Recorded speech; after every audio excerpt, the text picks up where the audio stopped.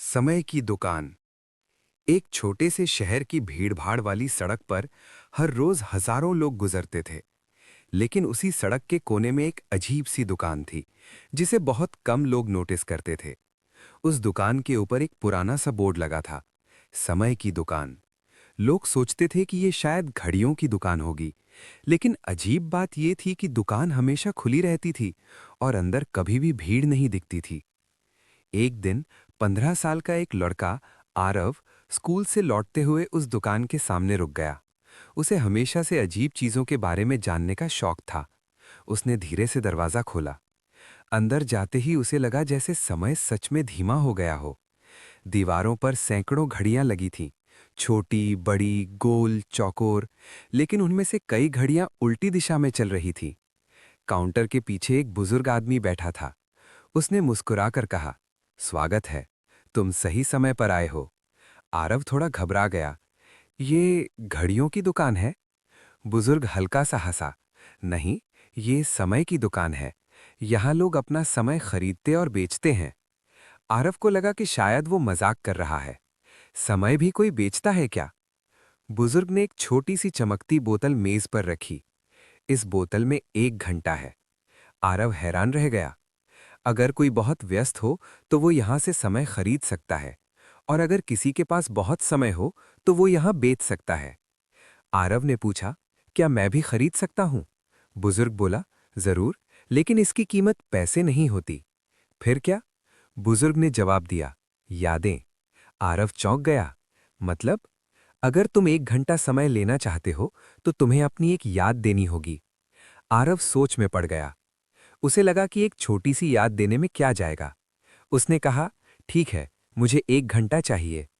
बुजुर्ग ने पूछा, कौन सी याद दोगे? आरव ने कहा, मेरी पहली साइकिल वाली याद। बुजुर्ग ने अपनी अजीब मशीन चालू की। एक हल्की सी रोशनी निकली और अचानक आरव को लगा कि उसके दिमाग से कुछ गायब हो गया। उसे याद ही नहीं रहा कि उसने साइकिल चलाना कब सीखा था। लेकिन उसके हाथ में अब वो चमकती बोतल थी। जब तुम्हें समय चाहिए, इसे खोलना। आरव घर चला गया। कुछ दिनों बाद उसके एग्जाम थे। वो बहुत परेशान था क्योंकि पढ़ाई पूरी नहीं हुई थी। तभी उसे वो बोतल याद आई। उसने बोतल खोली। अचानक उसके आसपास सब कुछ धीमा हो गया। घड़ी की टिक टिक भी धीमी। बाहर की गाड़ियां लगभग रुक सी गईं। लेकिन आरव सामान्य गति से चल सकता था। उसे सच में एक अतिरिक्त घंटा मिल गया था। उसने आराम से पढ़ाई पूरी कर ली। एग्जाम अच्छे गए। अब उसे उस दुकान पर विश्वास होने लगा। धीरे धीरे वो बार बार वहां जाने लगा। हर बार वो समय खरीदता और बदले में अपनी कोई याद दे देता। कभी बचपन का खेल, कभी स्कूल का पहला दिन, कभी अपने दोस्त के साथ बिताया हुआ पल। शुरू में उसे फर्क नहीं पड़ा, लेकिन एक दिन अजीब चीज हुई। उसका सबसे अच्छा दोस्त कबीर उससे मिलने आया। यार, याद है हम पहली बार कैसे मिले थे? आरव चुप हो गया। उसे कुछ भी याद नहीं था। उसने हंसते हुए कहा, शायद स्कूल में। कबीर बोला, नहीं, पार्क में फुटबॉल खेलते हुए। आरव को कुछ भी याद नहीं आया। उस रात वो बहुत परेशान हो गया। अगले दिन वो फिर उस दुकान पर गया। मुझे मेरी यादें वापस चाहिए। बुजुर्ग शांत बैठा था। यहां जो बेच दिया जाता है वो वापस नहीं मिलता। आरव ने गुस्से में कहा, आपने मुझे पहले क्यों नहीं बताया?